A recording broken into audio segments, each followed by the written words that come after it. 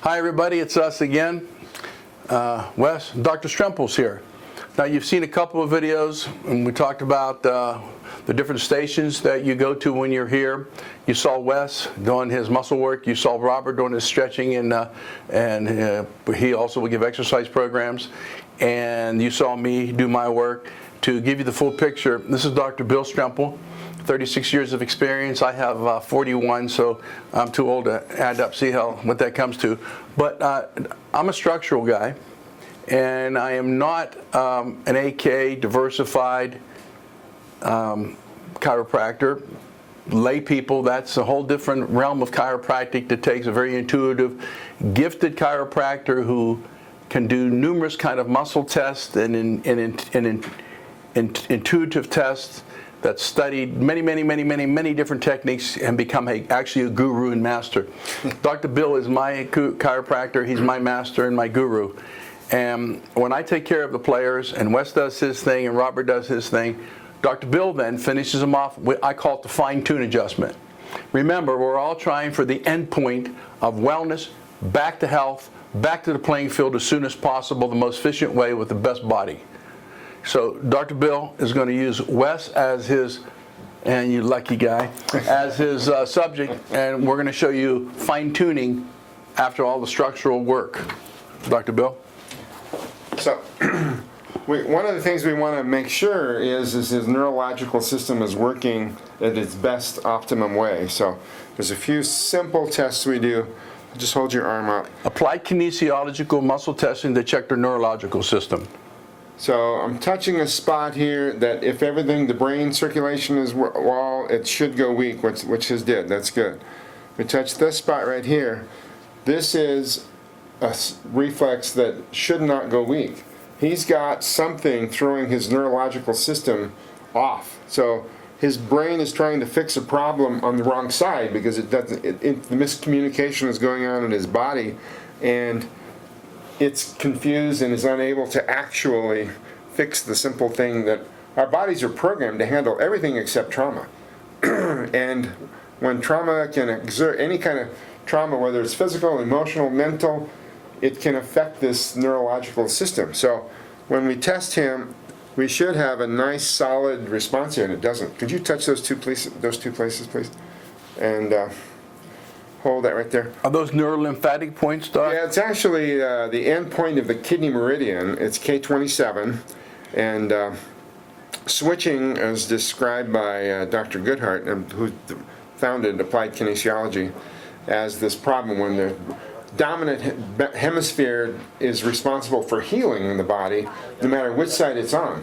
So 80% of our nerve fibers from one brain cross to the other side, and only 20% go straight.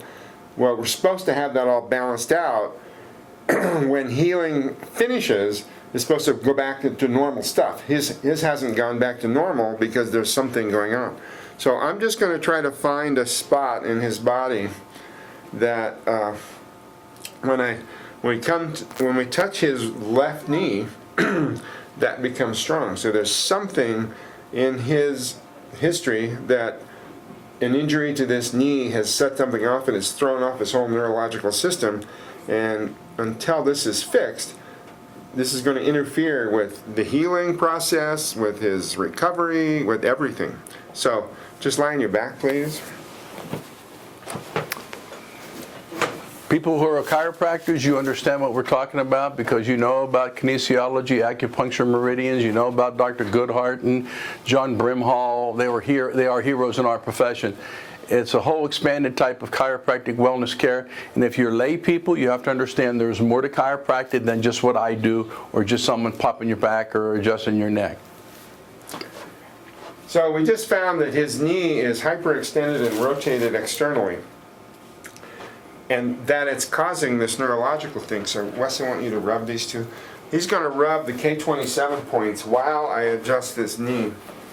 It was hyperextended, which means the tibia is back too far. So I'm going to bring it forward, take the rotation out. And when it's back too far, the patella, the kneecap, gets pulled into the joint space. So keep rubbing. And we have to just get that all back to normal. Okay, let go. Pull strong. So now he's retesting the muscle to see if the muscle stays strong. The body never lies. If you put some poison near the body, you become weak. You can put something, hold something that's not good for you, and your body, your muscles get weak. Only momentarily, but they get weak. Body never lies. Matter of fact, intuitively listen to the body, you become a much better chiropractor. So after adjusting that knee, we come back and touch the K27 spots, and they're now strong. So we've just fixed that. Now, because that short-circuited the brain, we have to do something to get the brain working again. Hold this together right here. Those muscles should be strong. Let that arm down. Hold this one up strong. So I'm just going to see which way the cranial bones need to be fixed. By palpating the spine and hitting the affected vertebra, the muscle again, by contacting the vertebra, and if it's dysfunctional, Slow breaths. that meridian complex will be weak and the muscle actually will be weak. So that's his diagnostic tool to find specifically fine-tune these little things that I might miss. Now I didn't work on Wes, so he might have a lot of things wrong with him. But even so, no matter how much time I spend on these players, no matter what other treatment they have, they go to Dr. Bill and there's always fine-tuning to be done. So we just fixed the knee and the cranial bones to get that all back in balance, and now we want to make sure that the body is communicating with itself all the way around. We're just going to tap each quadrant and the head. Which quadrants, Doc? Are there certain quadrants? Well, yeah, each arm, each leg, and the head. Like if you took the belly button as the center and made 4 lines there, you get a quadrant. So we just tapped each quadrant. He's communicating so we can go on. He now doesn't have that switching. Everything is in balance. Neurologically. Neurologically, yeah. The right brain, left brain is balanced and all that. So then we go in and, like if he had a particular problem, that's when I would do some fine tuning on him. Are you having, since we haven't, okay. Shoulder. Right shoulder is... Now understand, I'm sure Wes here is the only one that has brain problems and is neurologically out of balance, right? Yes. Of course, Dr. Stremple works on me every day. So I'm just going to check just general stuff on the shoulder. Just going to check his arm in 4 different positions. I want you to pull up above that way towards your feet. See, there's no strength at all when he tries to push towards his feet. That indicates the AC joint is separated. Push over that way. Pull. Now, when we say separated, we don't mean pathologically separated. We mean subluxated or shifted, where the muscles become affected and it's out of alignment, okay? So push towards the feet, and if that's weak, but if I just hold the shoulder blade and the collarbone together and do the same test, it's solid as it can be. So we're just going to rearrange stuff here to get that to work better, and let this relax. So he's got a torque going on and it's separation. So we're just going to, I want you to put your leg against, or your hand against my leg, just push a little pressure, I haven't put pressure there just to get the muscles out of the way of that AC joint. Relax. Good. Took that torque out, now towards your feet. So patients, as doctor is doing this, you patients from all over the world who watch these videos, understand there's other ways of treating your labral tears or your, quote, shoulder injuries, rotator cuffs, that don't necessarily come from the area that you're feeling. In other words, he could have pain in his shoulder, but very often it can be first and second rib, clavicle, scapula, because that's part of the components that make up the shoulder. I think personally one of the most misdiagnosed things I've seen in 41 years of practice has been shoulders. Oh yeah, you got a rotator cuff. Well, we all have rotator cuffs. They're nothing but a confluence of muscles.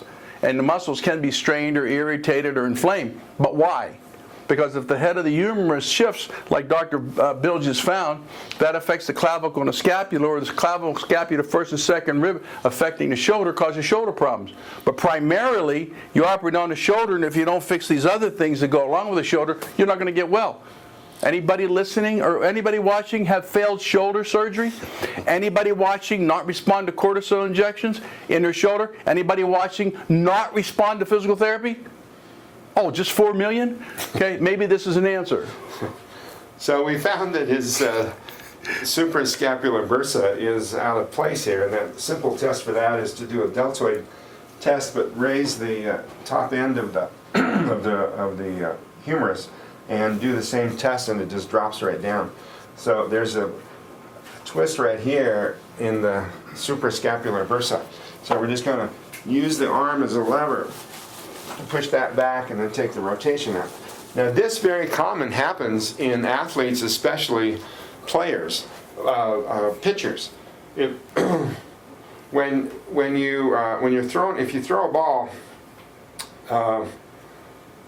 too quickly, you see pitchers have to warm up for 45 minutes or so before they start pitching, because this area, you first has to start just throwing about when two players, even outfielders, infielders will start off, they'll start arcing the ball back and forth because they're throwing the ball high and easy.